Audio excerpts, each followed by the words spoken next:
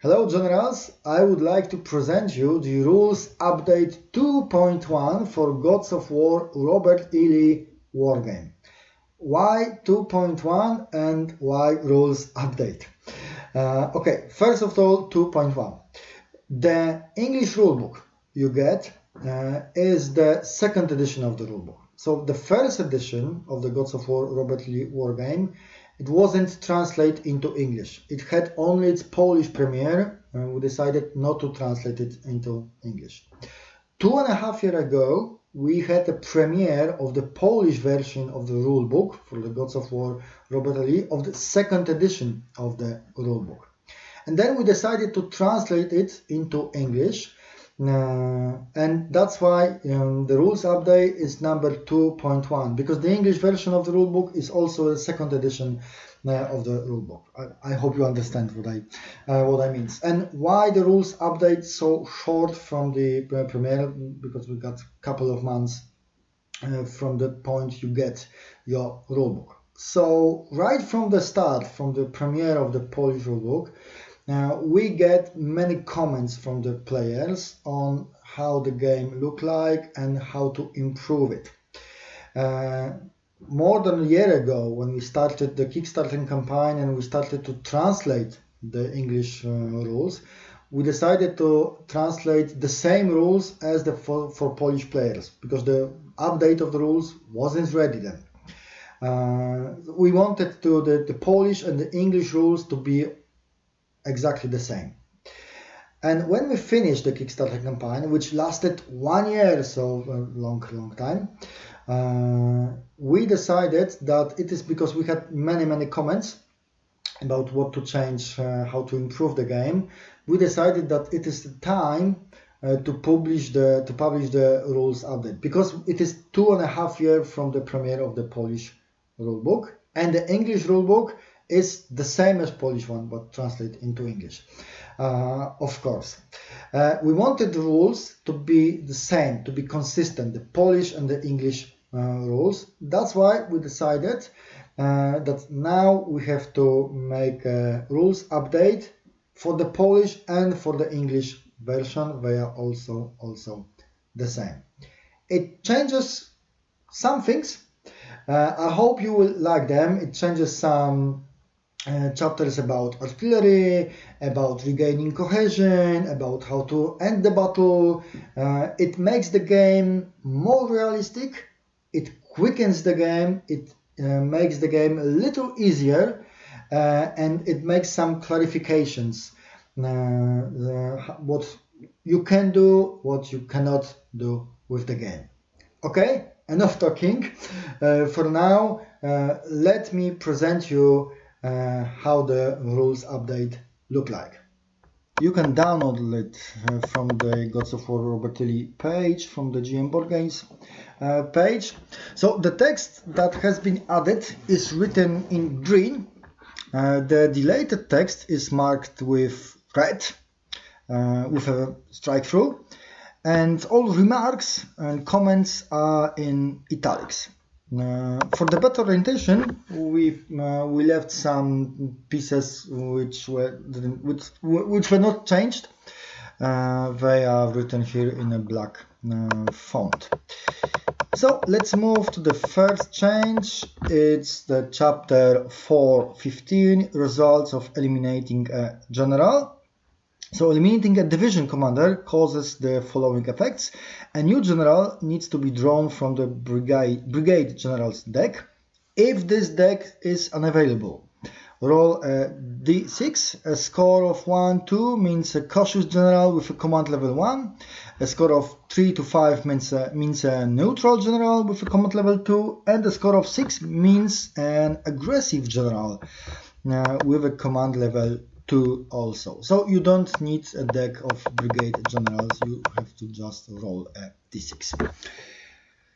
Chapter 6.4, revealing units. So a new sentence is added at the end of the subchapter.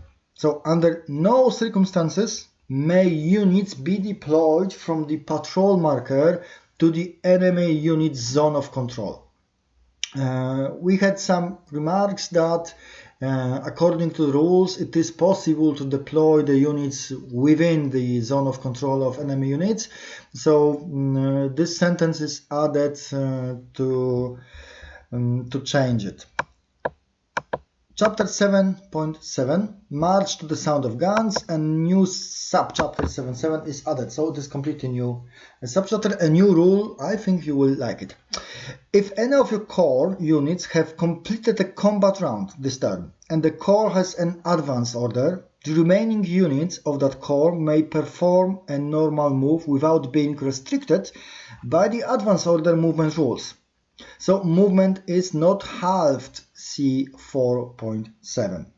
We saw in many battles, in many examples, that when your core had the advance order, the movement of your core was very slow, and the pace of the battle was also very slow, because the units that stayed behind, that were not fighting, were lagging behind.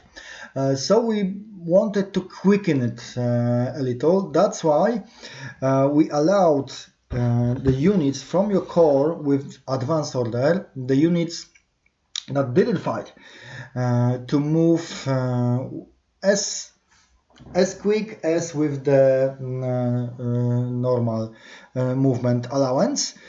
Only, of course, if one of your units make a combat round.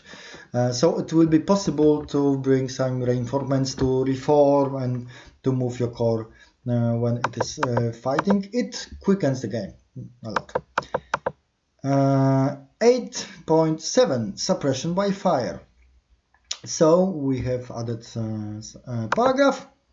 Units that have fought an entire round, firefight or melee if there was no firefight, are also automatically unpinned.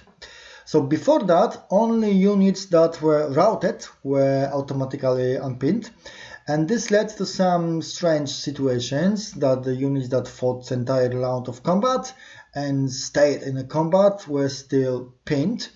So we decided to change it, and if a unit have fought an entire round of combat, it is automatically unpinned. It makes many things easier. Now, chapter 8.9, some big changes according to artillery. So this chapter is about artillery in combat. The artillery base can, and we erase that, always, we erase that word, fire at the enemy unit that is attacking it or the unit that defends it, even if the artillery is out of command, and another erased sentence, and all its batteries have already fired this turn. So now it sounds, the artillery base can fire at the enemy unit that is attacking it or the unit that defends it, even if the artillery is out of command. It is called defensive fire. And we added, such fire cannot be performed by an artillery base that has all its batteries firing this turn. So what does it mean? We saw in many cases that the players were afraid to attack units which were defended by artillery, because the artillery defending units could always fire, and that means that the opposing corps were just standing in front of each other and shooting artillery for many turns without a fight, and that was slowing the game a lot. So we decided to change it and to give the players some options to choose from. Now you have to decide if you want your artillery to shoot at the enemy, or maybe do you want to reserve your shooting for the defense when enemy will attack you. It quickens the game also. The artillery cannot fire if it was attacked from its rear flank and doesn't have the possibility to maneuver to face the enemy. The enemy attacks from too close of a distance, or the artillery is pinned. It will also not be able to fire when defending units is attacked from the side and cannot perform the changing fronts reaction. That's also some clarification to that chapter, because in some cases we saw the artillery could fire the attacking unit even if the unit that the artillery was defending was attacked from the flank, which is strange. Now it is not possible. The temporarily removed artillery base can carry out supporting fire for the defending unit, like the defensive fire, and now we add it, only if it was facing the attacking opponent before being removed. So the artillery can fire to the unit which was attacking the unit the artillery was defending, only if it was facing the attacking opponent unit. That's also an important change. When artillery can maneuver, an artillery base cannot maneuver if, and we added, the enemy unit attacks it from the edge of the zone of control, even if in this attack it has to cross the terrain. So in many cases, attacking through terrain which takes 3 inches of our movement, it allows the unit to change the front. Now, if the artillery is attacked by the units from the flank, from the border of the zone of control, so it cannot rotate, it cannot face the enemy, it will be flanked. And another subchapter, 9.12, General Rules of Combat and Action Order. Additional effects of the combat results. We added 1 point. A unit that has not been in full frontal contact with an enemy unit during combat and has not been pushed, routed, or destroyed must, at the end of the combat, if possible, position itself so that the units face each other in full width. See aligning units to combat 9.3. So God of War Robert E. Lee allows the units to position itself into combat with not a full width of the bases, if it is not possible to position the units with the full width of the base. But after the combat ends, when the units are stayed in combat, you have to reposition them if it is possible, of course. That's what that chapter says. Rallying routed units and regaining cohesion. That's another huge and very good change. Every success increases cohesion by 1 level, and we erased the next couple of words, to a maximum of the base value.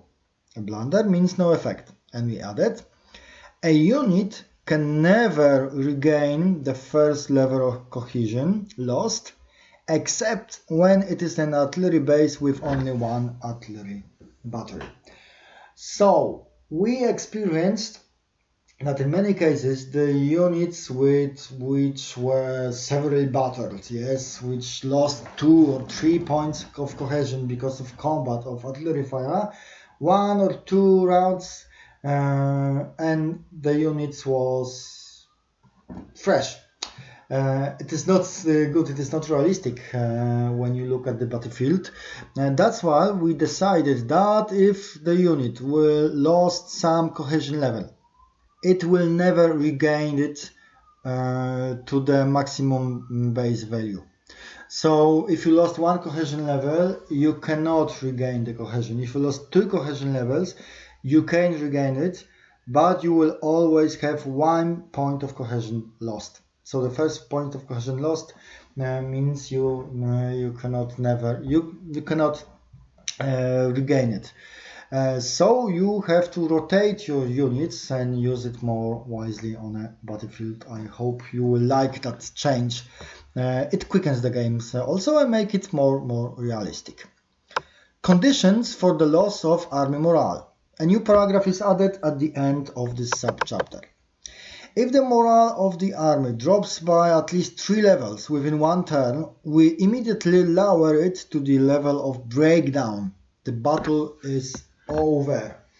So we saw in many cases that the battle is lost because one of the players lost maybe more than half of his units, maybe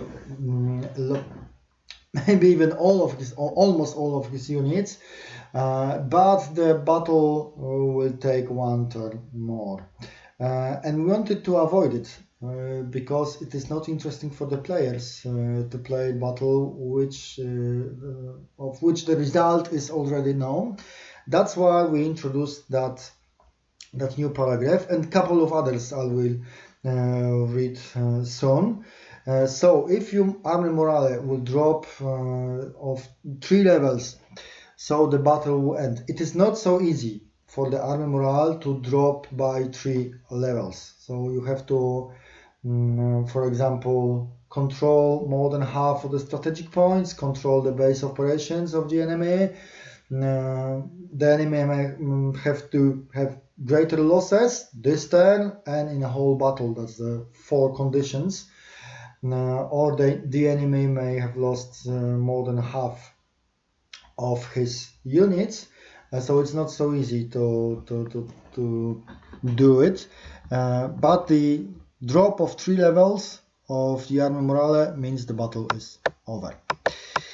Chapter 12.11a, we introduced a new subchapter, flexible formation, a unit with the special rule as benefits of open order special rules.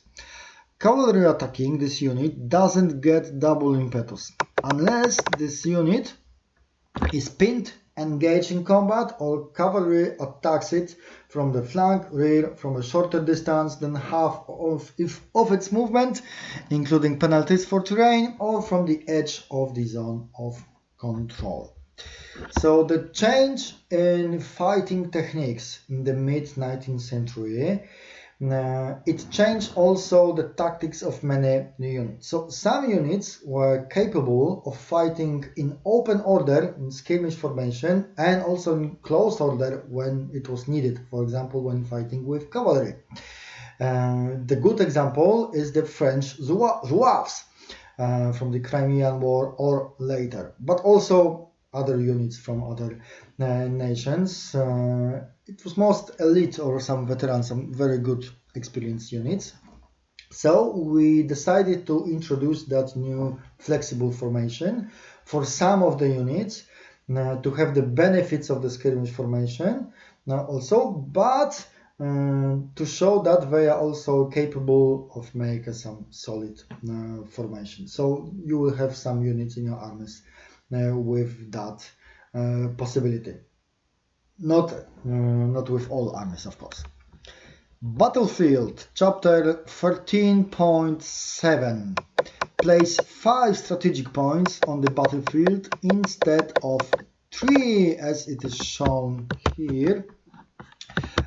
So normally we put 3 strategy points on the battlefield, but we saw that in many cases the players had only a few options of the tactics how to win the game, because one of your main goals is to gain more than half of these strategic points, and 3 strategy points means that you do not have so many options how to do it. So the central point is also most important, but you can choose between 2 others.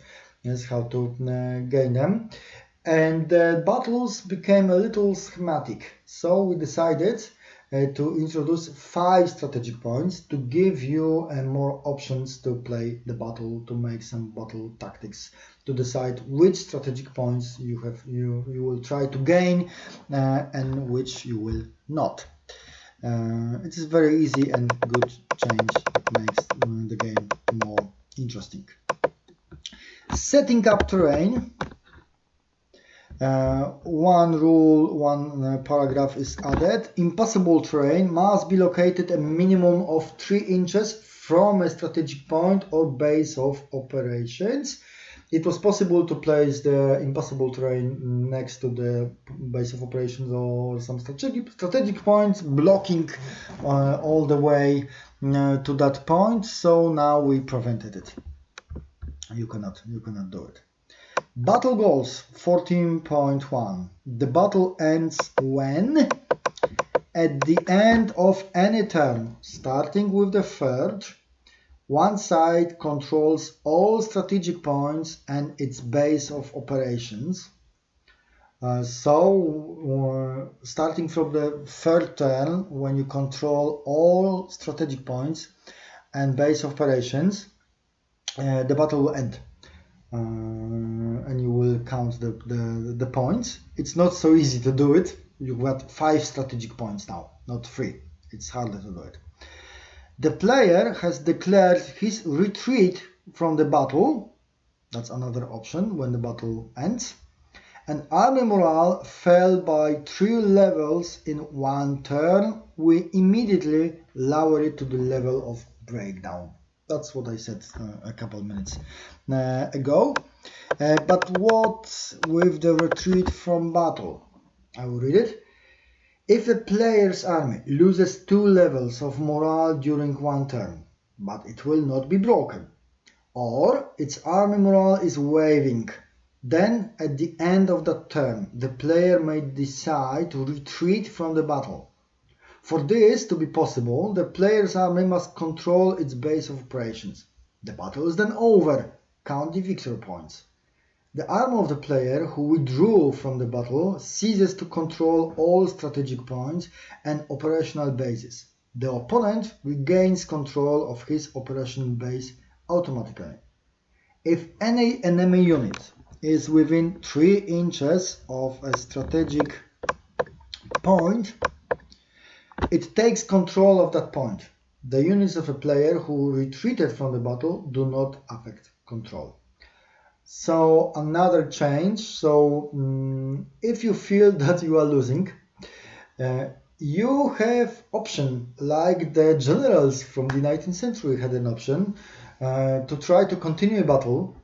Maybe you can win, maybe it will turn into a disaster for your army, or maybe you will end battle and retreat and withdraw. So you have option to do it, but there are some certain limits how to do it. Yes, you have to control your base of operations and your army have to drop by 2 levels and not being broken. So it's another option that we give to the players to resolve the battle in different ways, and I think it is also a little realistic. Controlling the base of operations and the strategic points. We added 3 paragraphs here. If enemy units or patrols leave the base of operations, control of it is automatically returns to the player's army. So with the base of operations, it is little different than with the strategic points, because if you gain control of the strategic point, you will hold it until the enemy units or patrol marker will hold it. Yes, will take it. But with base operations it is different, because you held the control of the base of operations as long as your units or patrol marker is on that base of operation. When you lose it, the control of that base of operations automatically returns to the player's army, and that's what it says. And 2 more paragraphs, which are almost the same as from the previous subchapter. So if the enemy's morale drops to the breakdown level, it ceases to control all strategic points and operational bases. If an enemy unit is within 3 inches of the above mentioned points, it takes control. The enemy also automatically regains control of his operational base. If at the end of the turn, starting from the third one of the sides control all strategic points and its base of operations, the battle is over. So it repeats the rules about ending a battle and controlling the strategic points and base of operation when the battle ends. So that's all. I hope that our rules update, that you will like our rules update. I think the game with that rules update is more attractive, more realistic. Let's share your comments about this rule updates on YouTube, on our Facebook page, and I wish you all the best. See ya!